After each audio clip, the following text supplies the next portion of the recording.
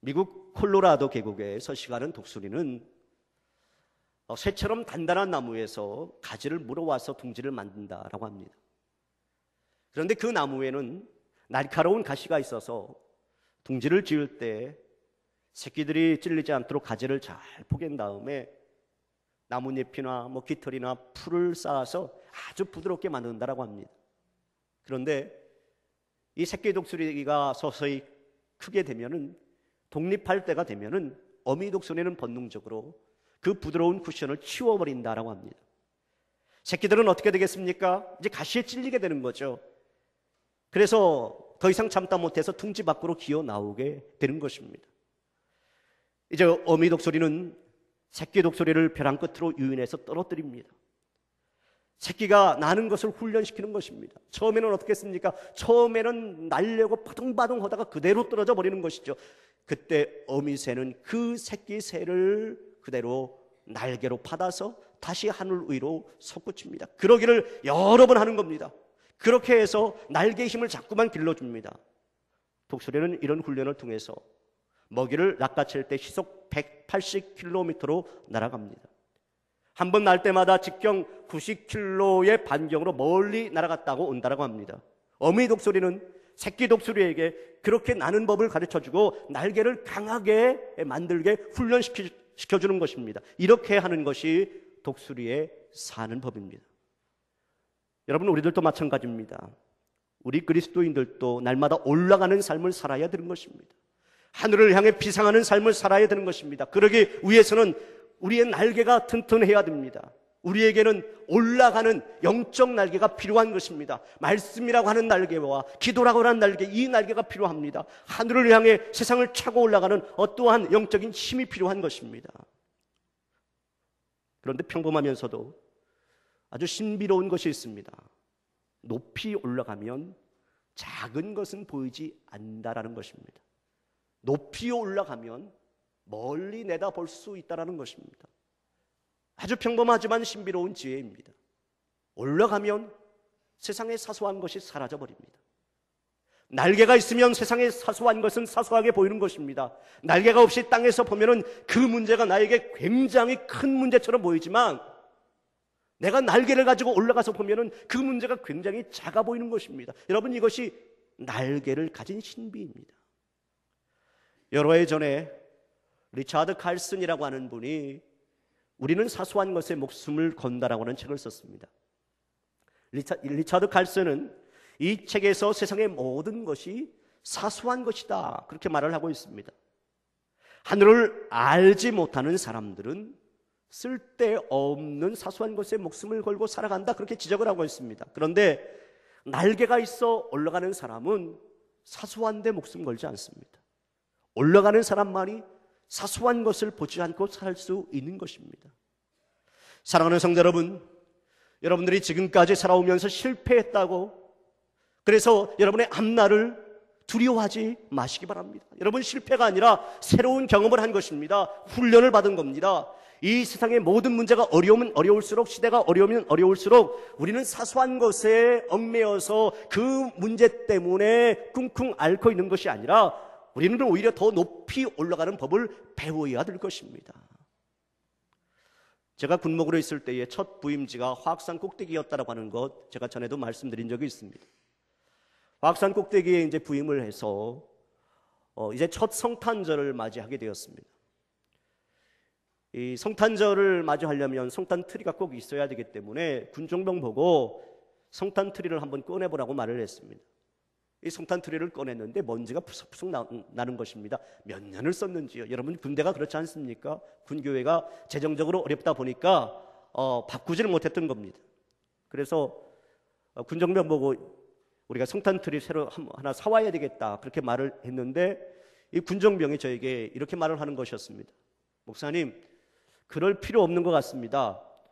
이 화학산 주변에 깔린 것이 크리스마스 트리용 나무입니다. 올해는 진짜 나무로 한번 장식을 해보죠. 그렇게 제안을 하는 것이었습니다. 여러분, 우리 가평에 있는 기도원을 가보신 분은 잘 알 겁니다. 우리 기도원 그 주변에도 아주 멋있는 나무들이 많이 있어요. 이 성탄 트리 할 수 있는 그런 멋있는 나무들이 많이 있어요. 지난번 이제 기도원에 가보니까 야, 저 나무는 캐와서 우리 교회에 한번 심어봤으면 좋겠다, 그런 생각이 들 정도로 좋은 나무들이 많이 있었습니다. 아무튼 그 좋은 나무를 구하기 위해서 저와 군정병 그리고 운전병 그리고 세 사람이 산속으로 들어가게 되었습니다. 얼마나 좋은 나무가 많던지요. 이 나무를 베어서 하나님 앞에 드릴까, 뭐 저 나무를 베어서 하나님 앞에 드릴까, 이 나무를 쳐다보면 저 나무가 더 좋아 보이고 저 나무보다는 그 다음 나무가 더 좋아 보이고, 그러다 보니까 점점 산속 깊이 들어가게 되었습니다.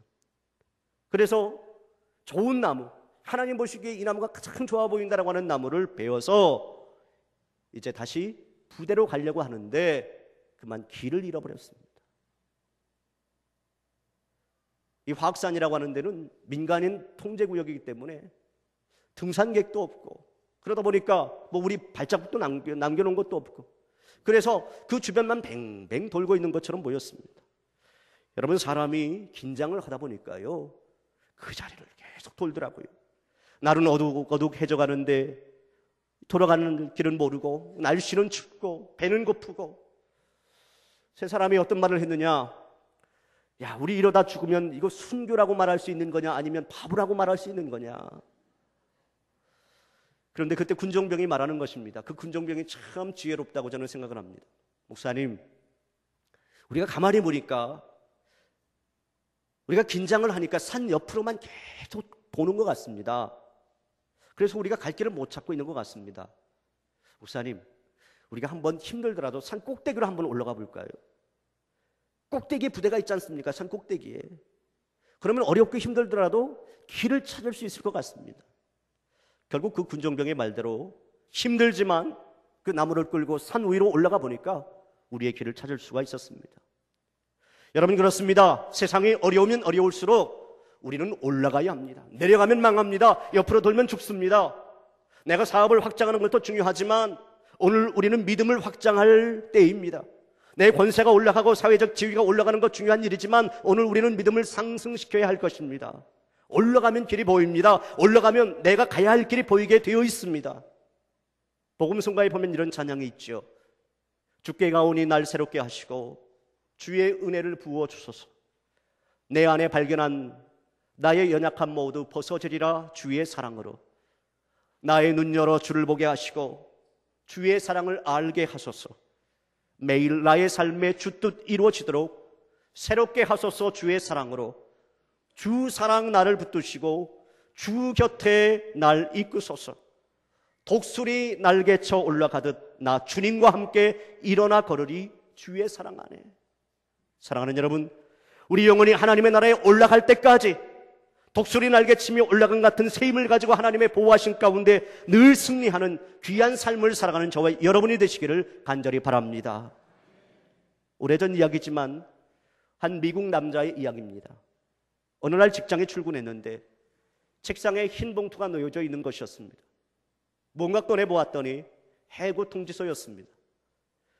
회사에서는 이런 반구도 없었고 어떤 암시도 하지 않았었기 때문에 그런 큰 충격을 받게 되었습니다. 그리고 자신의 무능력에 크게 좌절하게 되었습니다. 도저히 집에 붙어 있을 수가 없어서 그런 가출을 하게 되었습니다. 오랜 시간 동안 방황해도 별 수 없게 되자 다시 집에 돌아오게 되었습니다. 여러분, 집에 돌아왔을 때 만만한 게 누굽니까? 만만한 게 집사람이라고 이 아내에게 날마다 푸념을 늘어놓았습니다. 나에게 모든 것이 끝났어. 나는 더 이상 아무것도 할 수 없어. 나는 이제 죽어버릴 거야. 날마다 그렇게 아내에게 푸념을 늘어놓았습니다. 그 말을 듣고 있던 아내는 차분한 어조로 호소를 했습니다. 좋아요. 그러나 한 가지, 당신이 해보지 않은 것이 있으니까 그걸 해보고 당신이 그때 가서 죽든지 말든지 그렇게 하시오. 남편은 통명스럽게 그것이 뭐냐고 따져 물었습니다. 아내는 단호한 어조로 말을 했습니다. 당신이 다 해봤다고 말했지만 정말 당신이 하나님 앞에 나가서 진지하게 기도해 본 적 있습니까? 그 말이 남편의 가슴에 비수처럼 박혔습니다.